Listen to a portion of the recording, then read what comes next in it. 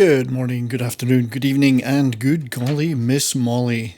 Welcome to another in my occasional series, The Underlooked Bands, where I talk about bands and artists that I feel need a little bit more love and attention than they might be getting. Today, I'd like to talk about a band that I myself didn't get into in a big way until the last few years, but I can now count them amongst my favourite bands, and that band is the Raspberries.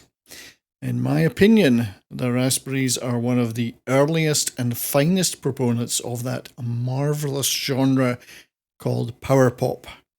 Their songs combine melody, harmony, and infectious hooks, with some wild drumming and power chord guitar riffs thrown in, and each song is like a gleaming, polished gem. The Raspberries grew out of two locally popular 1960s bands from the Cleveland, Ohio area, Cyrus Erie and The Choir. Cyrus Erie featured singer and multi-instrumentalist Eric Carmen, and for a period guitarist Wally Bryson. Bryson had come from The Choir, who had a minor US hit single with It's Cold Outside, and also in The Choir were drummer Jim Bonfanti and bassist and guitarist Dave Smalley. Both bands were lovers of British invasion sounds, and in particular The Who. In fact, The Choir were called the Mods at one point in a direct tribute to The Who. In 1970, after those two groups came to an end, Carmen and Bonfanti coalesced around forming a new band, and after various shuffling of people, the classic Raspberries lineup of Carmen, Bonfanti, Smalley, and Bryson remained. And this lineup stayed stable till the fourth and last studio album, Starting Over, where Bonfanti and Smalley left and were replaced by Michael McBride and Scott McCarl. There were 4 studio albums released between 1972 and 1974, and each of these are packed with memorable and engaging songs, with the band's versatility on full display. And on a side note, the first self-titled album featured a scratch and sniff raspberry scented sticker, which is a nice touch. Now, rather than discuss those 4 albums individually, I just want to focus today on my favourite songs from across all of them. And to me, they're best displayed on the 2017 live album Pop Art Live. This recording captured the original band in their first live gig in 30 years, recorded in 2004 at the Cleveland House of Blues. Since I got this album, it has rarely been far away from my ears, and it contains live renditions of all their hits and much more from across the 4 studio albums, played by 4 guys at the peak of their powers. So it is now one of my favourite albums of all time. Now, their biggest hit, Go All The Way, from their debut album, was recently brought back into the public consciousness by inclusion in the Guardians of the Galaxy movie, and there is a reason that this song was a big worldwide hit. It's got a fantastic buzzing guitar riff intro which leads into 3 minutes of pop perfection, with glowing harmonies, Eric Carmen's extensive vocal range being showcased, and some spot-on drum patterns. And that soaring chorus always brings a smile to my face.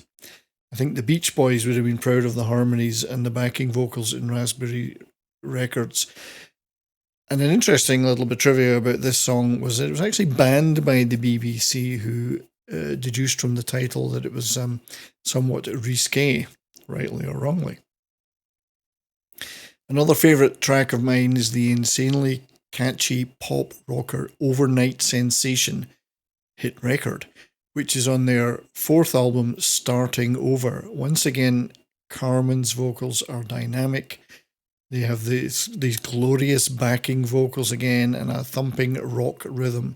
Again, there's more smiles on my face every time I listen to this song. Now, seemingly John Lennon himself was present for some of the recording of that album and particularly loved this track. In fact, there is a photo of Lennon wearing a t-shirt of this album. So that's some high praise indeed. While the Raspberries excelled at these pop masterpieces, they were rockers too.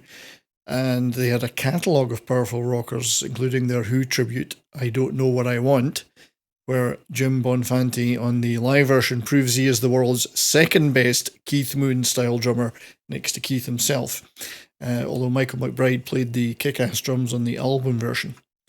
The Party's Over, with its gritty, growling guitar riff, is syncopated, riff-tastic madness.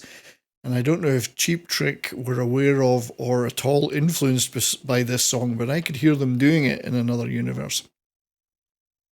Ecstasy is another riff-driven wig out, topped off with those fab vocals and harmonies, and I'm a Rocker should be considered one of the greatest bluesy party rockers ever. On the more sensitive side, tracks like their mini opus, I Can Remember, show off their compositional versatility and Eric Carmen's piano chops. You know, it's hard to pick a favourite track. Virtually every one of their songs is killer.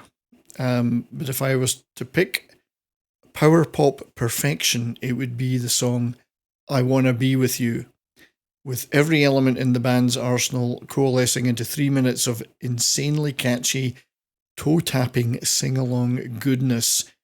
It's jangly guitars for the win every time. And there's a reason much of my favourite music is in that jangly guitar power pop region.